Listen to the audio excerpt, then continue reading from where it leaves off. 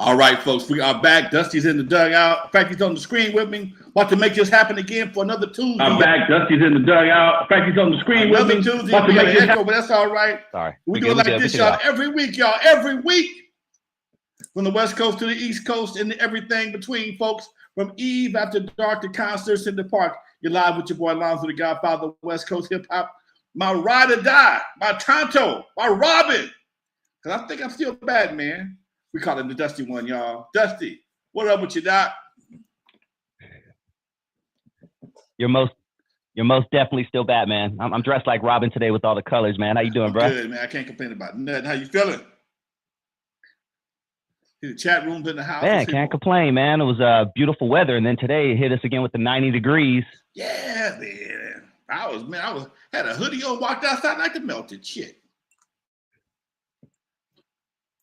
I came in the studio early to do some work. And man, shout out to the chat. We already got a full chat. Full chat, baby. Full chat. We must got a lot to talk about. What we got? Yeah. Well, let's start off with the biggest story. We discussed it on Friday on Legendary Connects, which is the show that Lonzo does with Dr. Dre from Yo MTV Raps. We discussed Keefe D getting arrested this past week for his involvement in the murder of Tupac Shakur over 27 years ago.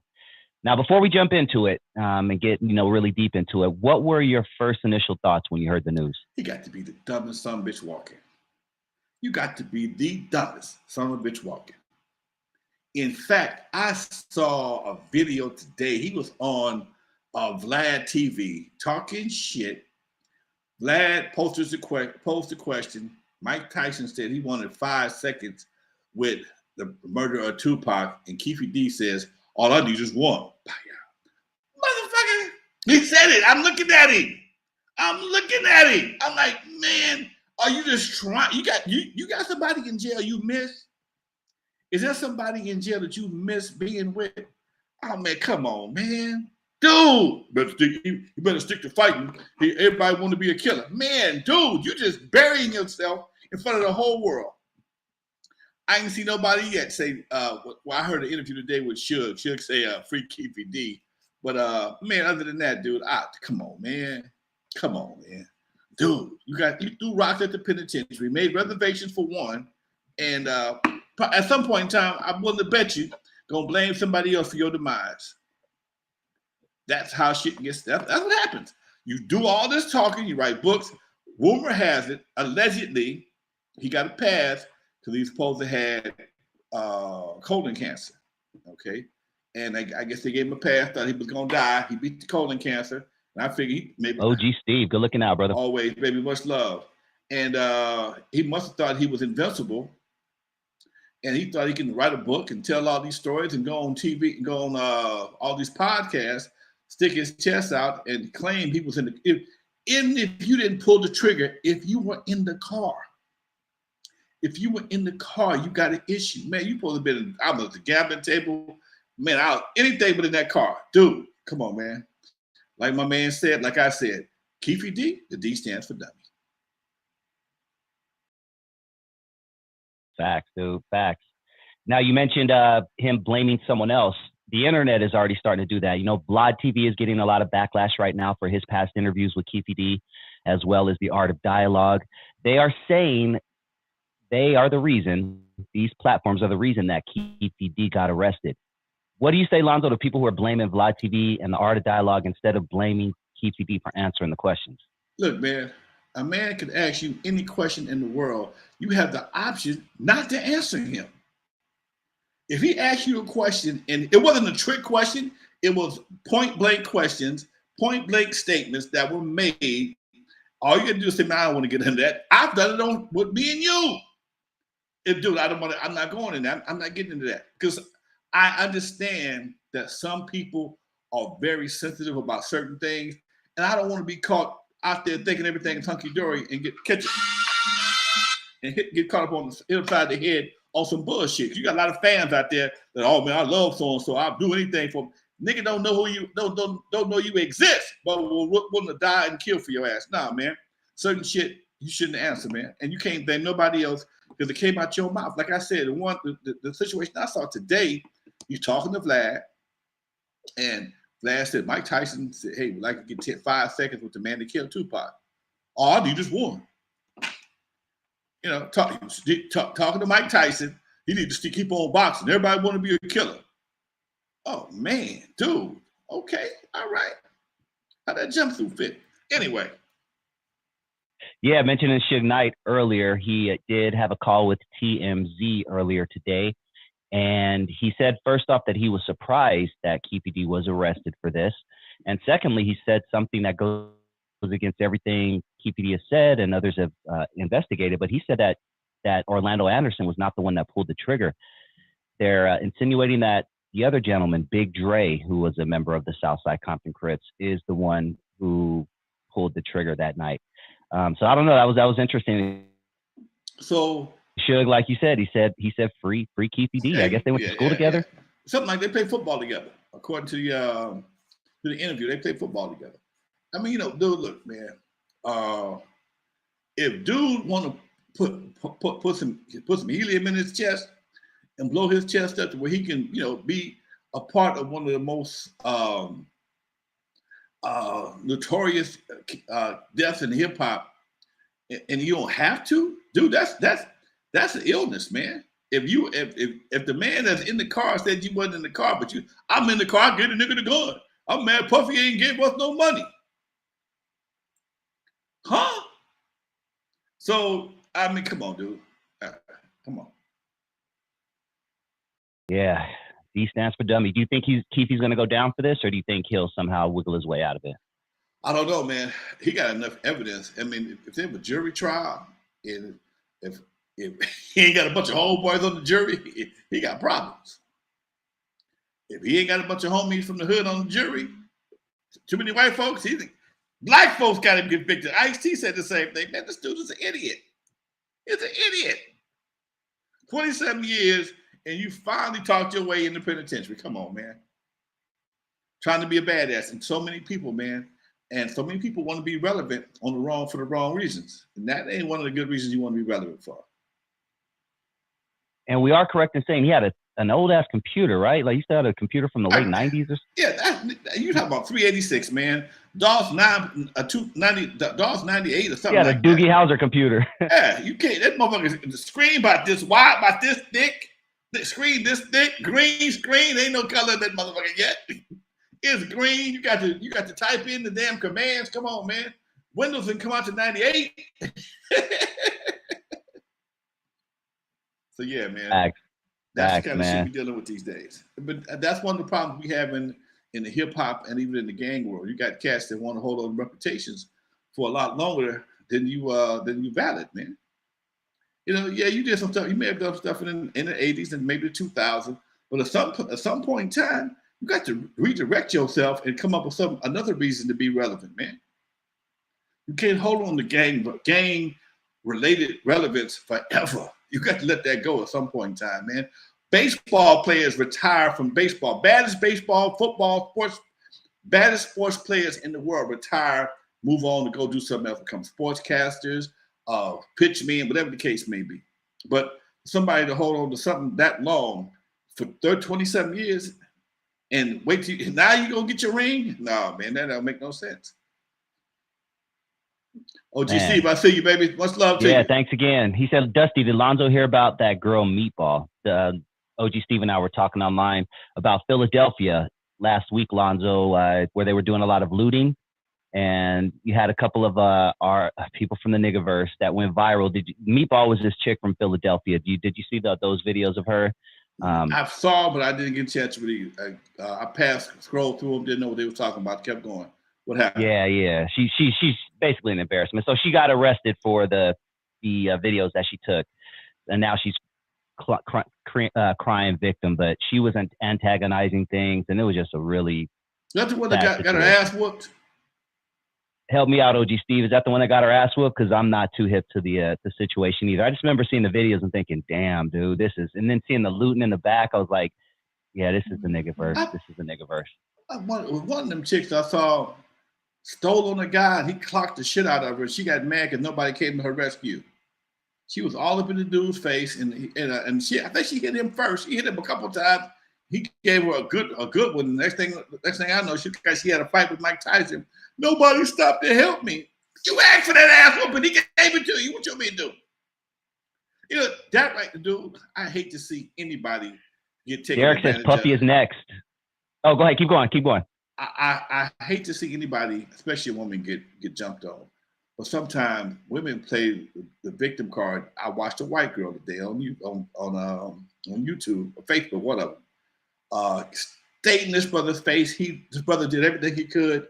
And this white girl just kept on weathering. And all of a sudden he snapped and he started clocking her ass. Everybody got mad at him. Where were you at when she was clocking him? Okay? Do you actually believe people are supposed to let somebody just maul them for no fucking reason because she's having a bad day? I'm supposed to take this ass whooping or call the police. By the time I get, what if she hurts me? Okay?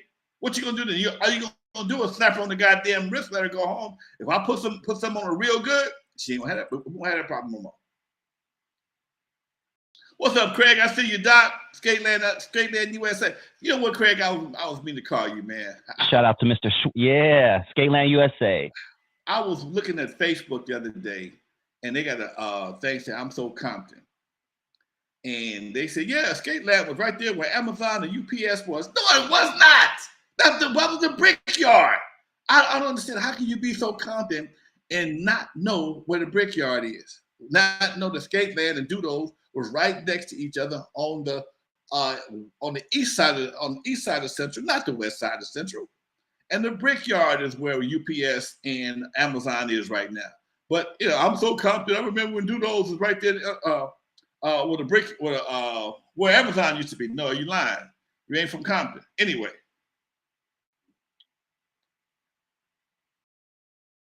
You know what? Let's play I'm So Compton, Lonzo.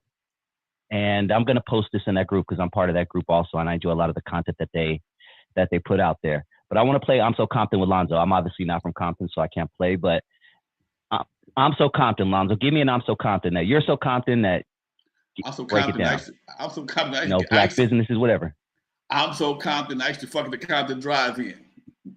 I'm so Compton. I used to walk across the street from Country Farms right there on Rosecrans and Central. An open air market. Literally, it was an open air market, Country Farms. I'm so Compton. I remember when one of the worst accidents happened at Compton, right there at Central and Rosecrans. A whole family got burnt up leaving the KFC because Tam's used to be a KFC back in the day.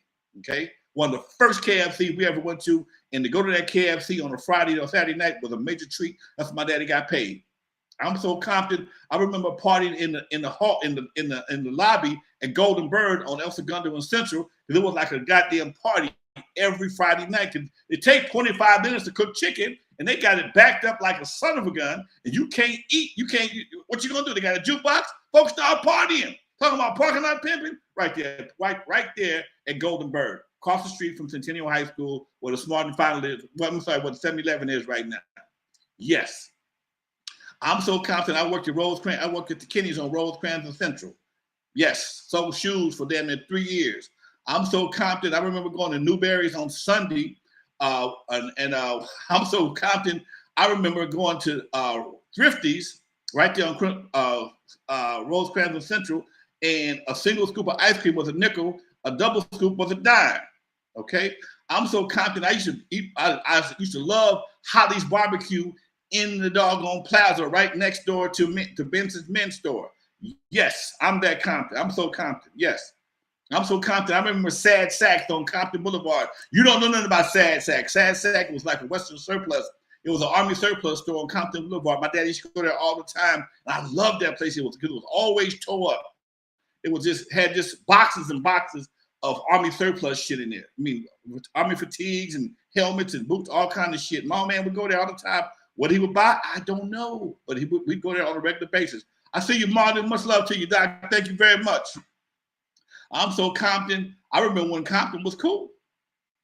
You could walk through Compton without a problem.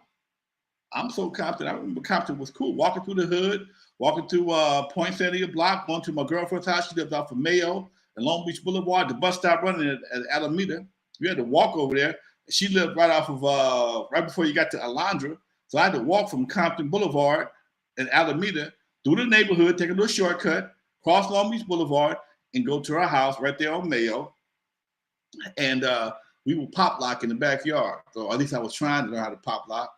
Never got my pockets padded, never got jammed, never had no problems. I remember, I'm so Compton. I remember when Compton was cool. Thank you very much. Damn, man. Sounded like a great place at one time. You said something that tripped me out. There was a time where Compton didn't have graffiti. I drive through Compton. It's graffiti everywhere, on top of graffiti, on top of graffiti. I can't picture Compton without graffiti. Dude, I remember, I'm so Compton. I went to St. Albert right there on down the Beach Boulevard. There was a dairy across the street, right next to Regina Cherry High School, all girls high school. And when I would get in trouble, they give me detention. My mama said, I ain't waiting. And shit, I would love to walk home from school. I'd save my lunch money, go to the dairy, spend about 30 cents, get me a bag of potato chips, a pack of yellow zingers, and a damn 10-cent soda. Walk my ass down Stanford, past Campanella Park, to 135th, or even 135th, bust me a left, cross Avalon, cross San Pedro, hop to 5th and Vanguard, be at the pad, man, in about 30 minutes, strolling. My mama knew that for me, walking home from school was not a punishment, man. Compton was that cool. Walking home from school was not a punishment. And she never worried about my ass. I was so Compton. I remember going to Campanella Park for the Saturday night dances, dude. Boss Time Cross. That's right. That Compton. I remember my daddy would drop me off at Gonzales sometimes and wait for me because he didn't feel like going home. He listened to the horse races for the next day. In the car at Gonzales Park. We partying. KGFJ radio station. I'm that Compton, Doc. Man. Craig says used to catch red car at Alameda to go to Long Beach Pike. What's the red car, Lonzo?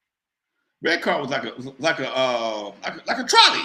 Okay, I never caught it. I never caught the trolley, but they had those red cars. It used to have them all through LA back in the day.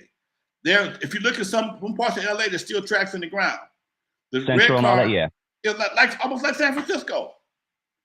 It's a known fact that Goodyear petitioned and lobbied California State Legislature to ban red cars so they can sell more cars in LA.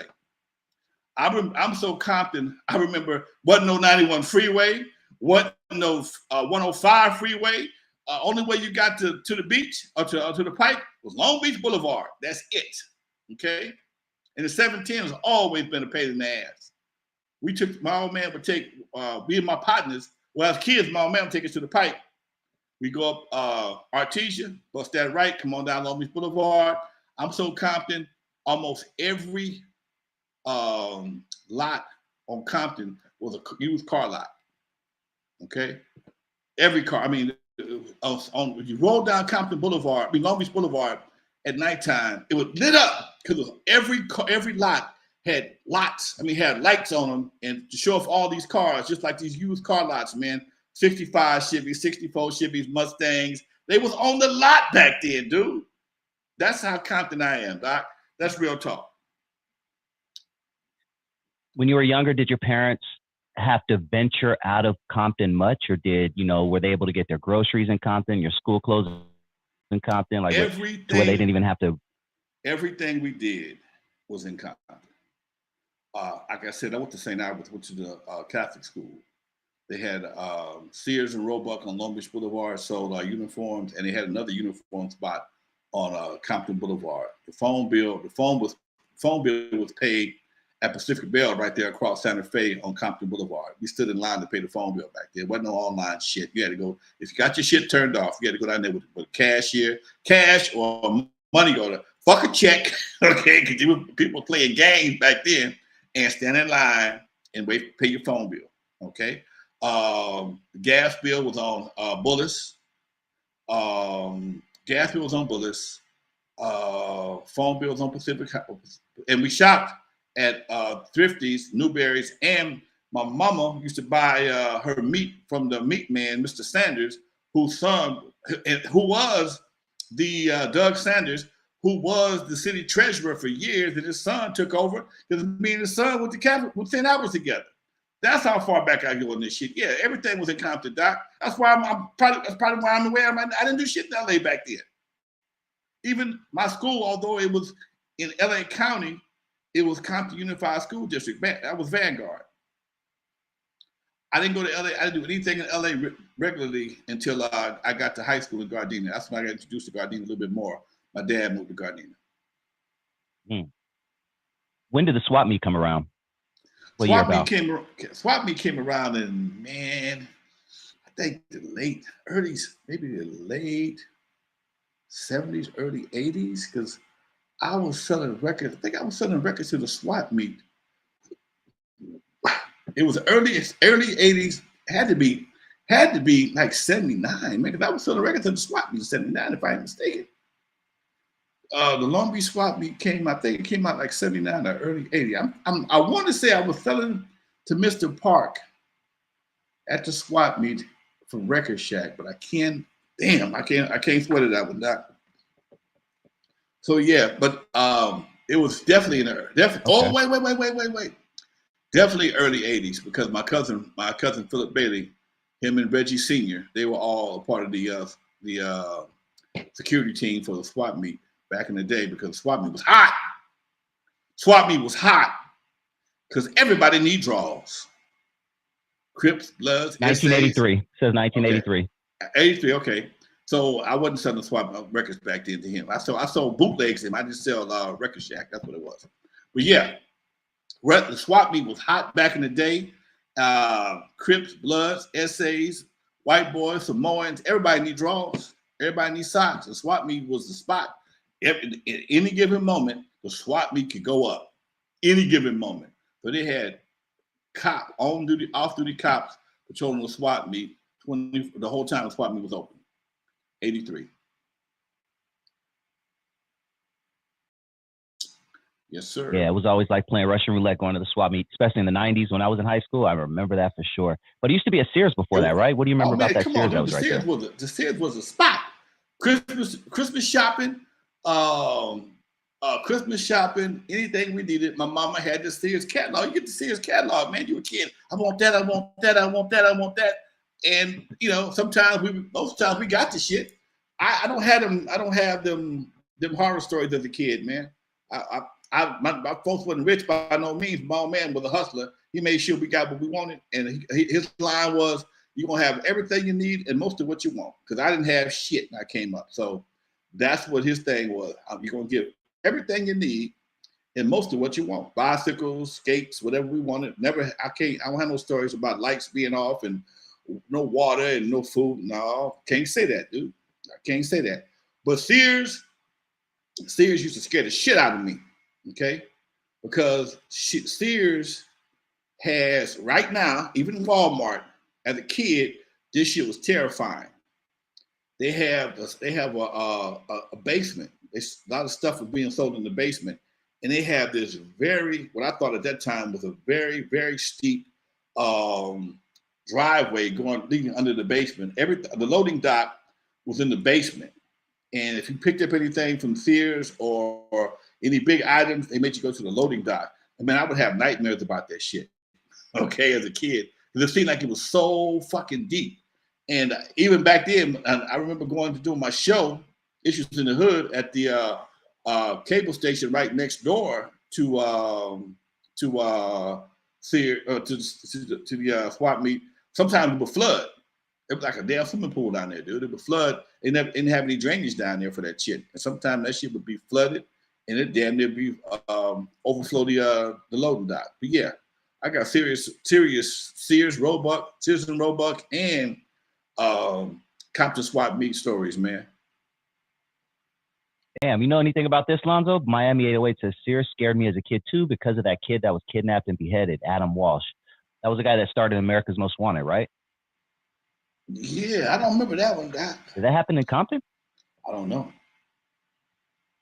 Wow. Okay, I remember the kid was kidnapped, beheaded, and that's why the guy Michael Walsh, I think it is, name started America's Most Wanted, that TV show that ran on Fox for years. Right. But I don't know if that happened in Compton. But yeah, Sears always did have a little weird vibe to it. Yeah, you hit a certain area like near between the kitchen and the bed set. You're like, oh, Yeah, hell dude, no, I feel like I'm gonna it's like everything kidnap just this shit. disappeared. As long as you stayed where the clothes were and stuff like that. But if you got to them appliance parts, you got real lonely and Maytagish and shit. You know, it's nah, Yeah, that's real shit. no fun, no fun. Yeah, man, I like playing that. You know, when did your father and your mother move to Compton? What year about? Dude, I was born in Compton. I lived on Magnolia when I was a Okay, so they kid. were there before. But I Okay. remember, I vaguely remember leaving Compton because I was a little kid hanging out with my dad. I remember living on Magnolia. We rented a house in Magnolia for a while, and we finally bought the house on Carlton, and had to be like 60. I was born in 57, so maybe about 60, 61, 52. So they always lived in Compton. My mom and dad came to California for them good jobs, for them good government jobs, working for. My dad they both worked for Douglas Aircraft. Okay, so that was one of the best jobs you can get back in the day. I think it might have been paying like $3 an hour, $4 an hour, something like that. You know, good union job too. And they saved up enough money to buy a house. House back then, $6,500. $6,500. Whole house, land, everything. $6,500. Might as well have been $1 million. I remember when they was talking about they built Centerview off of Avalon, and them houses was $22,000. Oh man, passed by that when they $22,000. He was flipping out. $22,000. What the fuck they gonna do for $22,000? Okay, and yeah, my mama, let's just ride by and see what they look like. My man, like fuck them motherfuckers. And yeah, dude, and that was the shit back then. Centerview, come on, man, that was a place to be. And Carson was barely being built. Carson had barely been built, man. It was like I don't think the mall was built yet. They was building the mall, and Carson became where the executives from the aircraft and all the other companies moved when they got a promotion. So if you got a promotion, had a couple of dollars, you moved to Carson. Houses in Carson, they started off about 17, 18,000, but the real nice ones were 22, 23. And you had a little bit of money to get them houses. You know, had to have a little money. What did they say? Got to have a little money left over in Carson back then. Okay. Damn, dude. The good old days, man. Before we continue, I'm going to ask everyone to hit the like button. We got up to 64 people in the building right now. Let's see if we can get to 100 tonight. Please hit that like button. It helps out the algorithm, spreads out the show to YouTube so people know we exist. You are tuned in to Not Without Alonzo with Alonzo Williams, the godfather of West Coast hip hop. I am Dusty Vision TV. Let's continue, my man.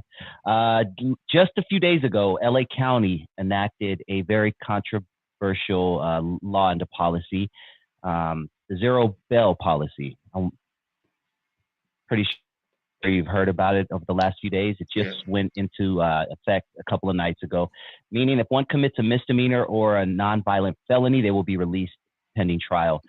Very controversial bill. I've been kind of looking into it. I see a lot of younger people are for it. A lot of older people seem to be against it. I don't know. What are your thoughts on the LA's new zero bail policy?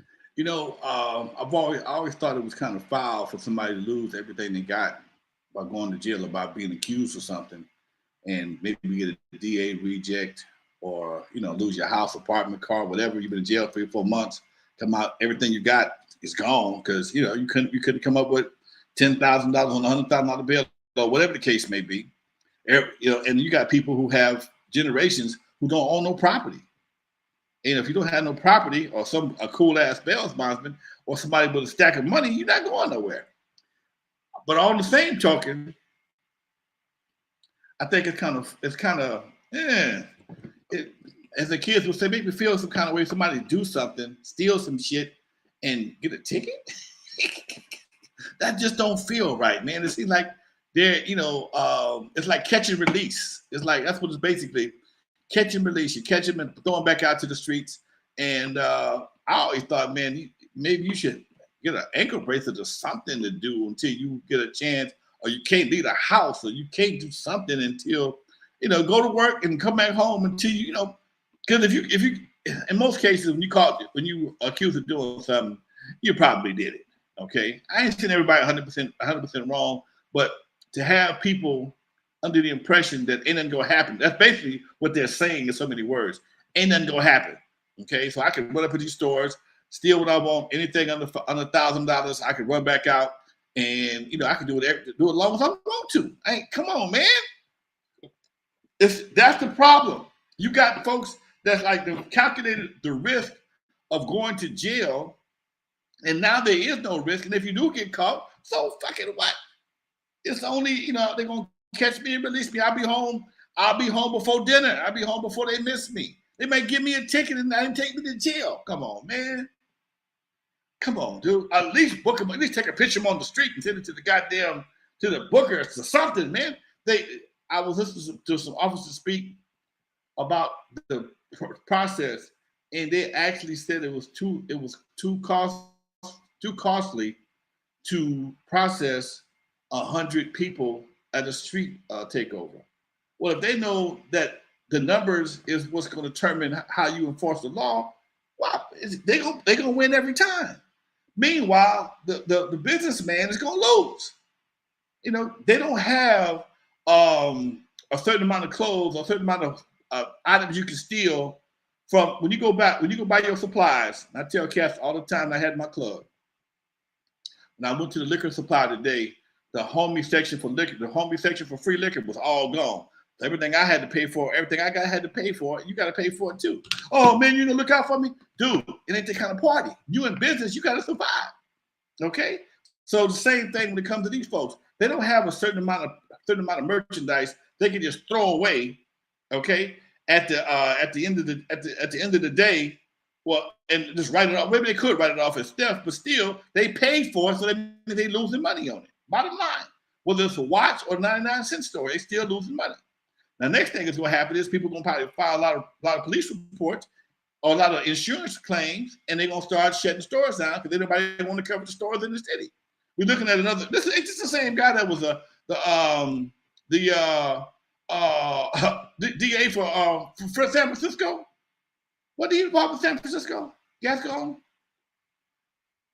I believe he was. You see what's happening? These motherfuckers, San Francisco is turning to something. They're riding down the street, busting windows in broad daylight with hammers, just looking for shit.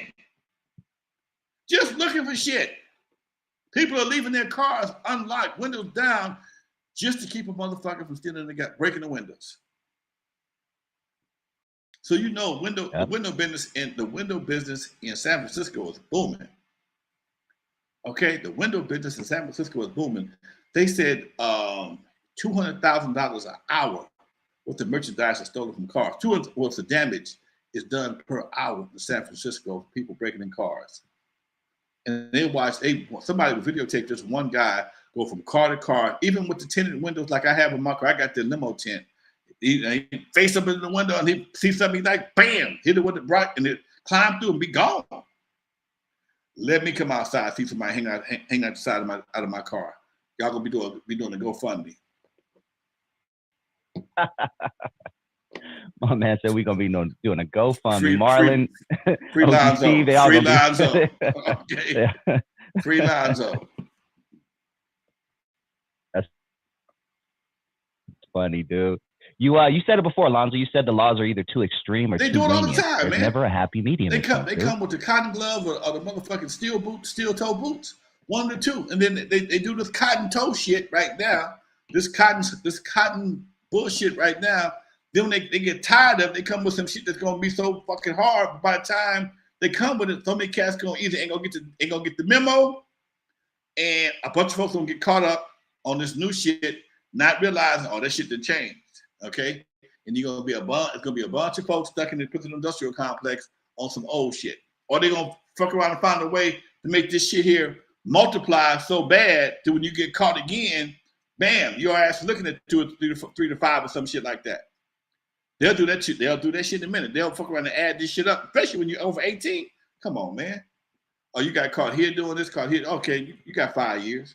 They're known for letting folks think they get away with shit. Kids, youngsters, especially young gangbangers, get caught with a gun, slap you on the wrist, send you home, get a probation, ankle bracelet. You don't feel like you really nothing happened. A few months later, you do some more dumb shit. You pull the trigger on somebody, but you don't hurt nobody. So then you go home, you violate probation, you may sit in the jury for 6 months, but after a while, all they do now is getting you used to the goddamn prison industrial complex.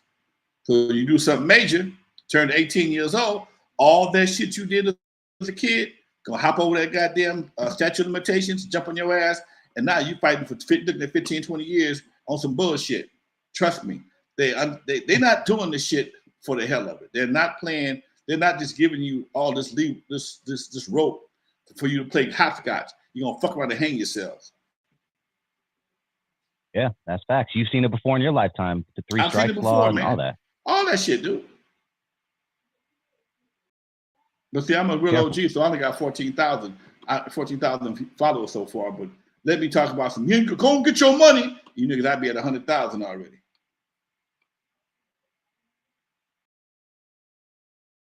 Yep. We're gonna get there the good way, man. We'll get there the good way. Let's get to some questions from the chat. If you have any more questions, just post them in the chat. I'll go ahead and copy and paste them. Shout out to everybody. Once again, please hit that like button if you haven't already. Charles Smith says, Jay Prince from Rap-A-Lot gave me a contract and told me to have my lawyer look after it so I'll know what I'm signing. That's all he said, but that's pretty respectable, right? That's respectable, dude. That's respectable. Because you'll never hear of any artist that's ever been happy with their record contract. They may be happy in the beginning. They're always happy in the beginning.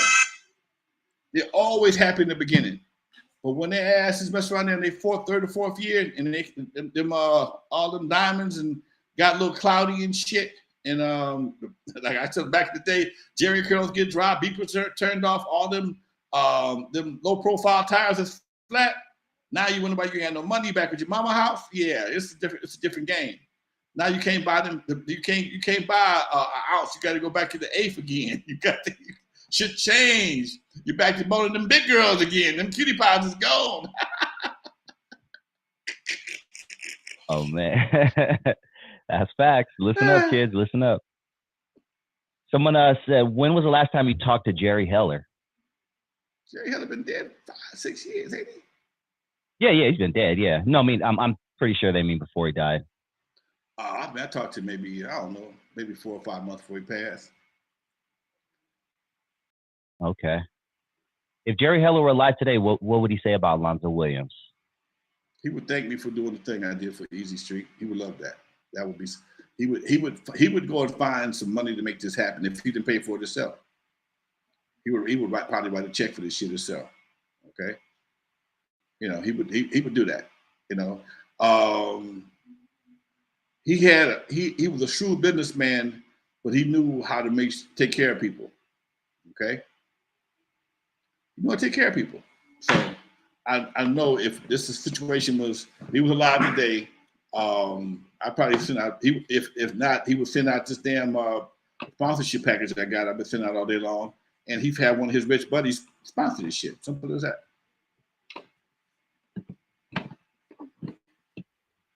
I hear a lot of good things about him, you know, especially towards the end of his life. Obviously, during the beginning, you had all the controversy during the Death Row Ruthless days. He was a pig. He was a piece of trash. But as the internet came out, I heard a lot of good stuff about him. He was not a bad dude. He was just a straight up businessman. And just like what Jay Prince did, he might have done it. Let me see. Let me think for a minute. Let me get my story straight. He gave everybody $80,000 in the contract. That was standard procedure for anybody in the record business. It was up to you to go get a check. He might not have told you go get a lawyer. But if you got a lawyer and the lawyer did the contract right or whatever, yeah, he probably wouldn't give you what you want, but you probably would have signed it anyway. He was a businessman. He was a businessman. And some people make this mistake, and I don't get, well, some people make the mistake of thinking people are supposed to do you a favor in business, okay? The object in business is to win. That's why you're paying $7 a gallon for gas right now, okay? They're not here to do us favors. That's why you're paying $7 a gas, $7 for a gallon of gas, $6.50. You see it at $5.50, you're happy as a motherfucker. Okay, you fuck. Oh, $5.50. Oh shit. Less than $5.50. You're fucking elated. But just a month ago, it was 4 something. Okay, and 5 was a ripoff. But it went to it's 7 in some places, and 5 looked real good. Ain't nobody trying to do. Everybody, for the most part, is out to get something from you. Okay, if you don't know how to protect yourself, that's on you. That's like getting into a fight and don't know how to fight. I used to tell cats back in the day, just because you're 6'4", can run a 40-yard dash in 10 seconds or less, don't mean you're ready for the Raiders, baby. Somebody's gonna take your head off because you don't know what the fuck you're doing. Same thing in the record business. Oh, I can rap, I can sing, I can play, I can do this right here, but you ain't ready for the record business. And somebody's gonna test you, and when they test your ass and you fail the test, you just failed the test. Ain't my job to judge, to grade you and tell you failed the test. You'll find out you failed it eventually. And that's what happens. That's one of the most, that's the entertainment business, period. Maybe that's why I haven't been as successful as I could have been, because I've always been fair with people. I've been in the same place for 37 years. I know cats will come back and get your ass if they think that you took advantage of them. Ain't nobody looking for me. I didn't move out the hood. I didn't. I probably could have, probably should have, but I didn't. But on the same token, that's what kept me as a square player. Man, go get your lawyer, look at the contract. I've had guys offer me publishing everything. Man, just put me on your team. Nah, because you're stupid. I'd have to shoot your ass at some point in time, because if I make some money with your record, I'm not giving it back. I have done that to people. Don't get me wrong. I've done that because I did a couple of projects that the guy disappeared, and I took the publishing because I didn't want to just go to waste. When he showed up, I gave it back to him. Most people ain't gonna do that for you. You just fucked. First of all, you ain't gonna find me. But I'm in the same place, so it is what it is. Speaking of gas, $7 a gallon. You were around for the gas shortage crisis of the 70s. What do you remember about that time? Odd and even days, baby. Odd and even days. It was a mess. Only thing saved me is I had a van, and my van had commercial plates. Commercial plates, you can get gas every day. Okay. Explain the odd and even thing. Odd and even means the last number on your license plate, whether it was odd or even, had to coincide with the day of the week. So you got gas on the 1st, 3rd, 5th, and the 7th, and the 9th. Or every other day. You couldn't get the odd days of the week. You couldn't get gas. Whatever your license plate said, whatever it was, if it ended in a 1, you had to get gas on an odd day, on the 11th or the 3rd or the 5th. Okay. If it ended in the 0, you had to get gas on the 2, the 4, the 0, or the 6, or 7, or the 8. And that was horrible, dude, because gas lines was a motherfucker. Gas wasn't even expensive. I think gas, it just got over $1, man. This was like 76, 77. Jimmy Carter was the president. They was fucking, and this is what I realized back even now. They did the same shit they doing to Biden right now. They did the same thing to Jimmy Carter. They fucked over the gas. So when by the time Carter got ready to run for re-election, nobody wanted to fight. They blamed the president for this shit. It ain't the president. He don't control the gas prices. The gas companies control the gas prices, and they make him look bad with inflation. Everything is high as fuck. It ain't just gas. You go to I bought 2 burritos and an enchilada cost $30 a day, man. 2 burritos and an enchilada, $30. Okay. Well, I bought 2 goddamn sodas. I bought 1 juice and 1 damn soda for $6. I went to buy a Pepsi. I don't even drink Pepsi like I used to. $3 for 1 goddamn Pepsi. I'd have been better off buying a goddamn 2-liter. That's how shit is fucked up, but they're gonna blame it on the president. So, and the shit's gonna get if around election time it's gonna. And it's like that all over the world, not just in America, by the way. Yeah, it ain't impersonal. We have allowed ourselves to be controlled by a lot of greedy people, and I don't know whether something's gonna happen in the near future that's gonna change the dynamics of how we living. but I don't know where they're gonna find a way to make these cars run off of something other than gas. And the gas company's trying to get all the money they can. I would love to see that happen. All of a sudden, one of them geniuses, they know, hey man, take this pill and this water and put it in your tank. You'll have a combustible fuel that take you 100 miles to a gallon. They had all this shit had happened before, man. But the people who did this shit disappeared. But they end up missing. Don't take motherfucker went to dinner, never made it to the encore. To the entree. That motherfucker, nope. You motherfucker, oh shit. Didn't make it to the entree, baby. Yeah. Do you think this may be borderline conspiracy, but do you think they're raising the gas prices to force us to go to electric? Because I just bought my first electric car because I just can't deal with the gas prices. Oh no shit! Congratulations. What you buy? Yeah. It's a hybrid. It's a Jeep Wrangler. It's a hybrid, so I get about 30 miles on electricity, which is perfectly fine, and then it switches over to gas. But I'm doing that because that's already saved me so much money. You know what, man? Maybe so, man. But the question is, what you can do with all these goddamn cars that's here already? That's fuel cars. I mean, everybody can't just afford it. You know what? I like my car. I got a Cadillac. I got a and Cadillac boats SUV. And planes. I like my car, man. I don't want to have to buy no new car, get back in debt again. I don't want to do that. I want to pay this some bitch off, tell this car note to kiss my ass, and just roll. I ain't going that. If I need something else, I'm gonna probably rent me an electric car. But to get around town, and plus, I just saw the day electric cars now getting 250, 300 miles to a charge. How many miles you get to a charge in your car? Only 30 because it's a hybrid. So I'd get the first 30 on electric, and then it switches over to gas. The first 30 miles are electric. Okay. But the average, the newer models of the electric cars are. The electric cars get up to 300, 350. Yeah, something you get 350. That's Vegas, baby. You in Vegas. If they can find a way to get longer battery life and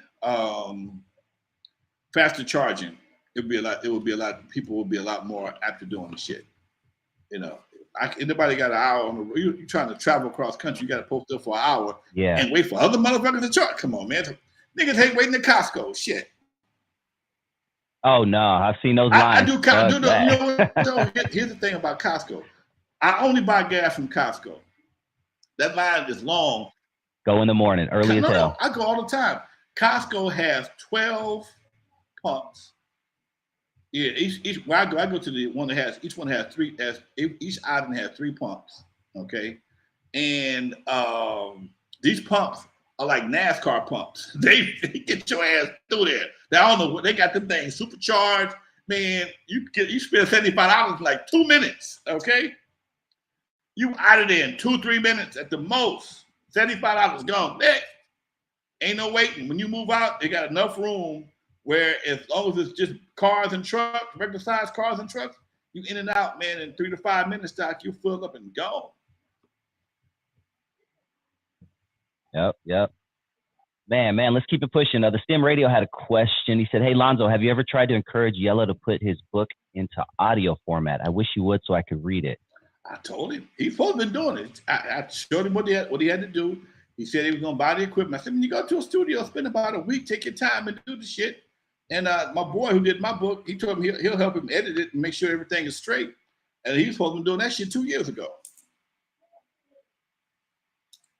Yella can be kind of slow. Yeah, man. Let's do that. Yella, please. Hold on. Let me call his ass. You got a lot going on, though. I see him doing a lot of stuff. Hold on, I'm call his ass. Hold on, I'm gonna call him. Yeah, let's call Yella and tell him to get his stuff on audio. All right, cool. Make sure you put it on us so we can all hear it. Yo, what up, man? Look here, Doc. Hold on. I'm doing my show right quick. I'm doing my show. We can't hear him. Can you hear me now? Yeah. Can you hear Yella? Okay, cool. Yeah. I'm doing my show, man, and people are requesting that you do your book on audio. They want to know it's taking so goddamn long. I told y'all to do it already. I forgot all about it. You got fans that want to, because I'm in the audio books myself. I'm on my 3rd audio book this month, and I think you got something to say. people want to hear what you got to say, man. You might want to take that time and do that. Mm-hmm. Uh, I know. I should have done it. Okay, well, shit. Let them know. Just too much. Huh? Yeah, I mean, I just been doing too much. Slow down, just the book, get some more money, man. You know we got the industry thing done, right? Yeah, I Right. just got off the phone with somebody asking me about that. The speak there. Okay, cool. Phyllis? Yeah, Phyllis. I hired Phyllis to do the PR. That was y'all old PR person. Oh, so, yeah. So yeah, she's helping me put everything together. I just we need to get to Tamika next though. That's a hard person.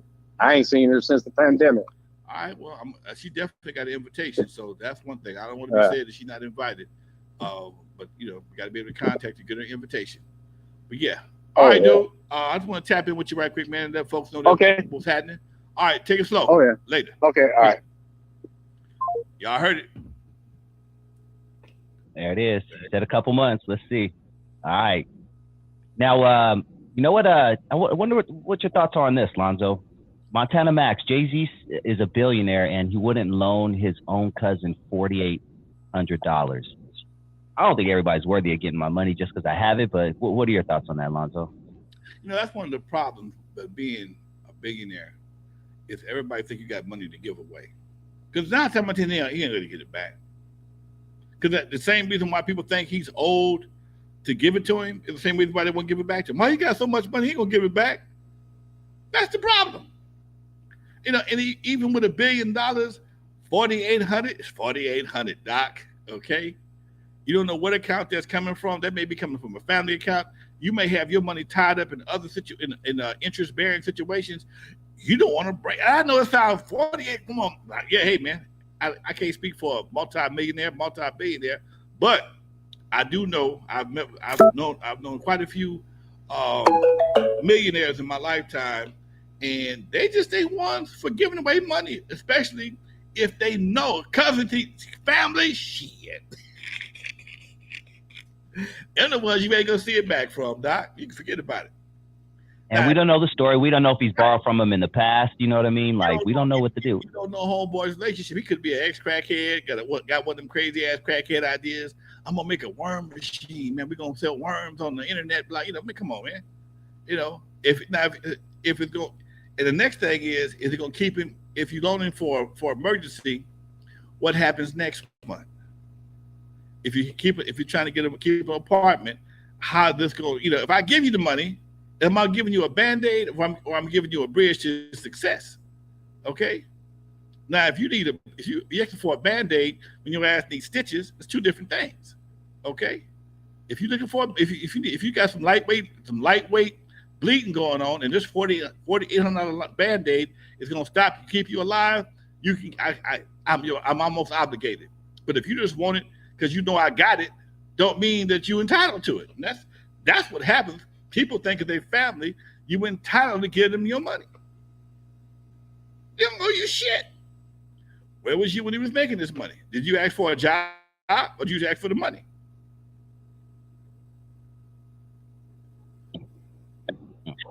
Man, Easy Steve has a question. He says, Lonzo, were you able to read Ben Westhoff's blog on the pranksters that hacked Ruthless Records' answer machine and diverted everyone to a phone in Canada? No, I did not. I might be how that Mike Klein thing got started. Explain that to everyone who aren't up to date. Mike Klein was one of the main cats of Ruthless Records, and people accused him of taking Ruthless unreleased product to Canada and running Ruthless Records to Canada or something like that. But now that I see this right here, that may be how that story got started. You know, people do shit and other people get blamed for it all the time. Shit happens over here and people get blamed for it over there. Okay? And that's real talk.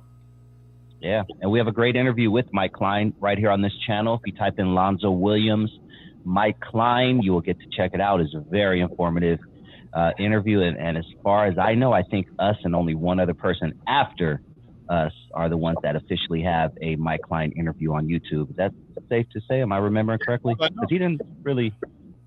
Nah, me and Mike go back to Ruthless days for real. So he was he called me looking for an interview. He wanted to clear up some of these stories out here. Yeah, so definitely check that out. We have some very exclusive interviews right here on this channel. Another good one you guys might enjoy is Animal from Eazy-E's security team. He tells some really dope Ruthless stories. So definitely check that out. Type in Lonzo Williams, Animal, Ruthless Records, or something along those lines, and I'm sure you will enjoy it if you are an Easy fan. Hosey Nation 3.0 says, why isn't DJ Pooh talked about as much as the other pioneers from the 80s? He was just as instrumental. Did he make it through your house, Lonzo? Pooh was a regular at the pad, man. He was a regular at the pad. Pooh just one of them quiet dudes, man. He's not, I don't think you see a lot. I don't think you see a lot of Pooh interviews on the internet. I don't think you're gonna see a lot of Pooh interviews on the internet because Pooh is just one of them kind of cats. I've talked to him. I asked him about doing interviews. He said, "Yeah, I'll get to it," and he never answered the goddamn phone. So that's what happened. What type of? So he was pretty quiet back in the day. What do you remember about his role in the early days of hip hop? He's a funny motherfucker. He's a funny joker, funny dude. He's just above.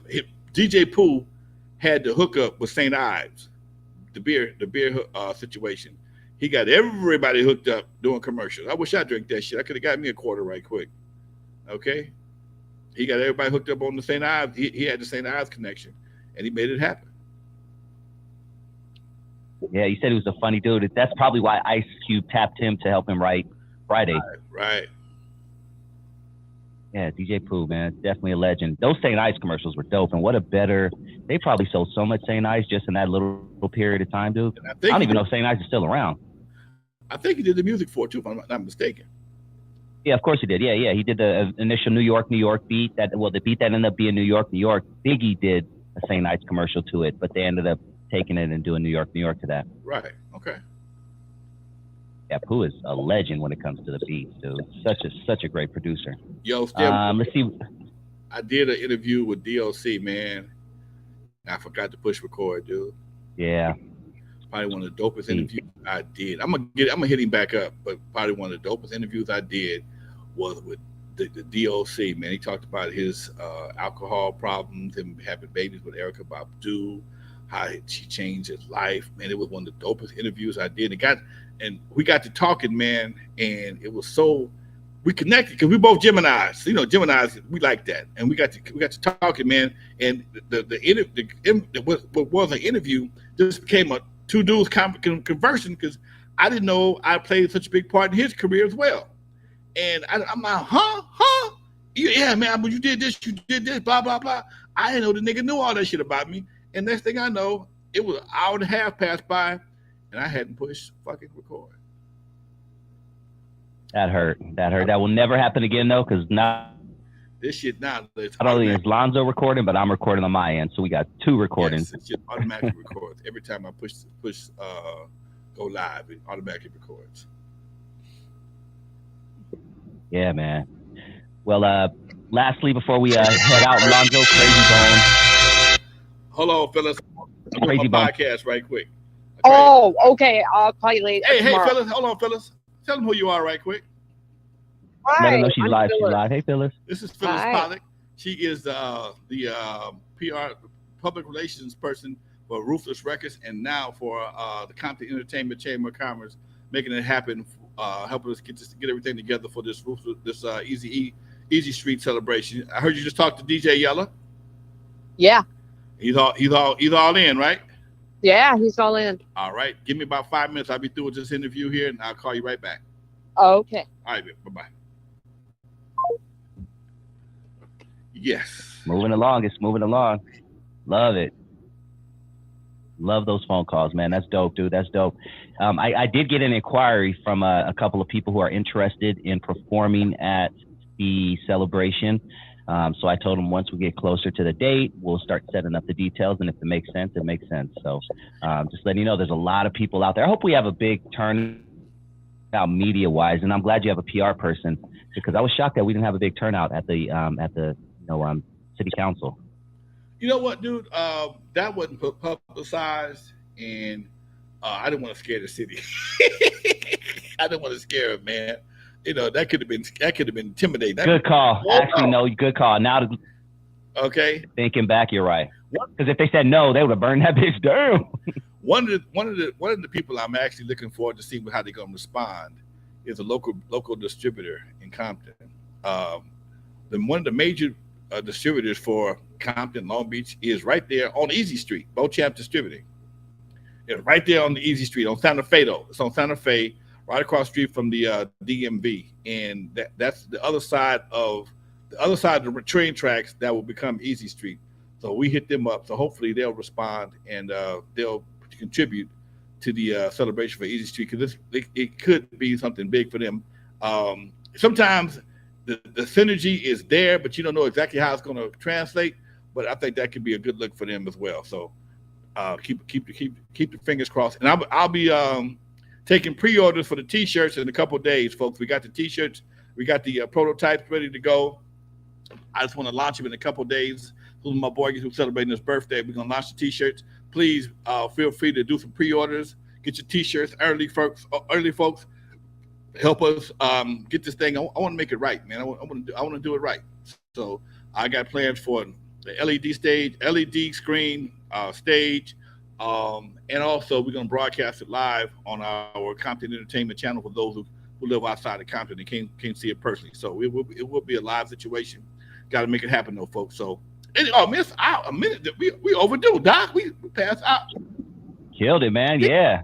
Flew by, dude. Always a pleasure, man. Always a pleasure. Much love to you, Dusty. Much love to you, folks. Thank y'all for coming out, man, and hanging out with me. I'm going to do my thing one more time. I'm going to close out right quick, folks. For those who never heard of me, I'm the one that put Dr. Dre in the surgery, put Ice Cube in the freezer until he got cold, on the eve after dark, 50-yard line, the Super Bowl. In the movie Straight Outta Compton, they played me as the hater of rap. That's that Hollywood bullshit. Don't believe it. It's all cap.